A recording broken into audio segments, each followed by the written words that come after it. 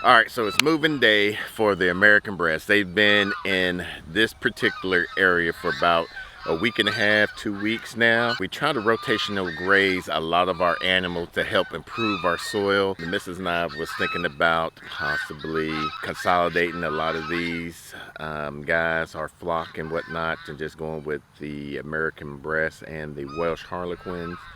But that's up for later discussion. We're going to retire a lot of these hens that we have for about 2 years now, and the reason for that is after 18 months, between 18 and 24 months, a lot of the chickens, their egg production dwindles down. They're born with a certain amount of eggs, and the rooster is there to fertilize them. You don't need a rooster, but rooster does help protecting your flock. After about 18 months to 2 years, your egg production of your hens will decrease a lot, and especially when they're going through molting and stress, and with this Texas heat reaching about to be in triple digits, their egg production is going to go down a lot. What we're going to do is we're going to set up the fence, the Gallagher fence, out in this area. I recently just mowed this area. We try to mow the day before we move our chickens, so that way they'll get a nice cut of fresh grass. You don't want the grass to be more than 4 inches, or at least above their shoulder height, to help them forage a lot. With these American breasts, they are great forager, and they don't disturb the your pasture or your grass that much. I'm going to go over how we rotate our animals. The night prior, for us to move them, what we'll do, we have these automatic doors, and we will program them to not open in the following morning. A helpful tip for the following day when you about to move them is have an extra netting. We have Gallagher Fencing, like I said, with the S12 on these particular flocks. If you want to know more about that and want to go purchase this out, you could go to their website. Now at checkout, if you put our affiliate code, you will get a discount, and that's going to help you out and also help us out. What we'll do is set up the net, the second netting, around where we're going to put them at.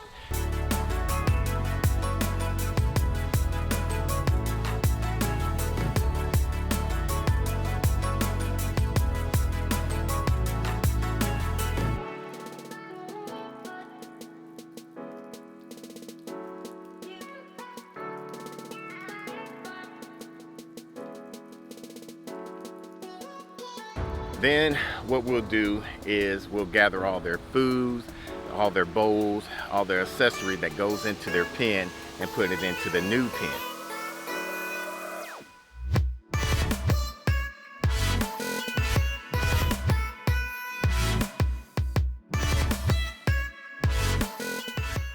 After we got all that settled in, we'll start moving the birds and walking them, coaching them along. Now, when we first tried this, it was hard because the missus had to be in the back of them, make sure they don't scoot up because they get kind of timid. But now they're trained enough, once they see that new grass, they start going straight forward, and it'll be more in the front.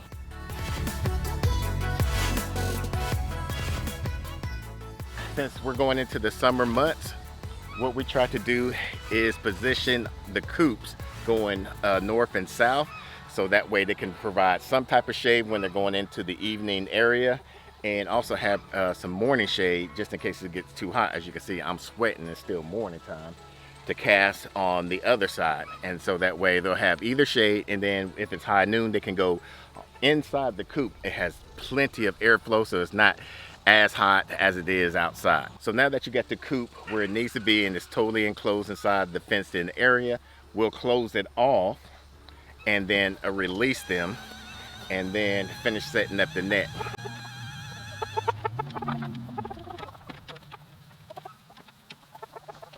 Now we'll close it off, and then on the corners we'll put the anchors in so we can get it nice and taut, because you want a good straight and tight fence to get a good charge. Then we'll start feeding them, checking their water. If they need some more water, we'll fill some water up for them. If they need some more grit, we'll add some more grit. Now, grit has been a game changer for us. It is an extra expense, but we do see their health is a lot better. and their poop is a lot better as well. It's more condensed, and we haven't had any issues with their when they're pooping, I guess you can say. So once you get it all anchored down, we'll get the solarizer and start pounding out the solarizer, because we want to try to get at least foot deep into the ground. The more the better, to get a good grounding and good charge on your fence, and then we'll turn it on and it'll be good to go. Then it comes time to feeding. Normally we'll feed a fermented feed for all our flock besides our waterfowl, even though you can technically still do that, but we tried to minimize their feed to where we're only feeding them when it's time for them to go inside their enclosed areas, because it's just easier to gather them up that way. The geese, about 90 to 95% of their diet is grass. Ducks, they eat a mixture of both. They are some greedy animals. They're almost like pigs with feathers. But as far as these, we'll get them all secured, get all their water needs, their snack needs. And as you can see, they're mostly eating most of the grass. If you're not free ranging, you have them in a static coop and no pasture raised or whatever it may be, what you could do with your fermented feed is do a 0.25 pounds per each bird. We still do the 0.25 pounds for each bird, even though they have a lot of pasture, and we rotate them throughout the months and throughout the years and whatnot. But it's just a common practice for us, because eventually our American breasts, we're going to probably keep them in a static coop, kind of similar to what our friend Kurt had when we went to visit his place, where you had a few pens set up for your animals, and we'll just rotate them to be pasture free ranging throughout the week, and just alternate per day.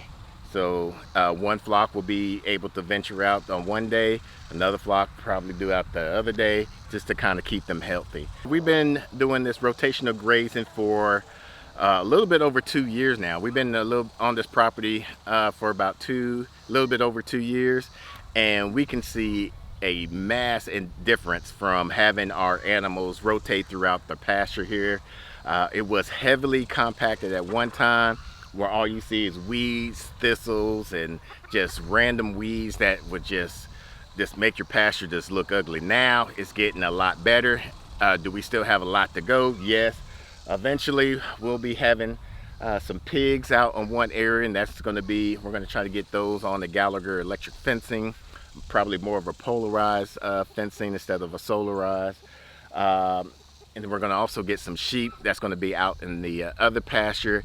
And probably what I'll do is I'm going to test the soil in those areas, and about a year after we put them on there, I'm going to check it again to see how much better the soil improved. I wish I would have thought of that when we first did this. Maybe I could still do that. We don't free range these because these are our money getters, and like I said, we're going to possibly be decreasing our flock towards the end of this year, just to kind of see who's been pulling their weight and who's not. And then those that don't, will be going to freezer camp or get sold off to another family that wants to start some eggs. But with the American breast, we had these a little bit over a year now, and we have been vastly improving their genetics on there. If you want to see the video where we first got these, we'll put that video off to the side and also in the description down below. Until the next video, let's grow together.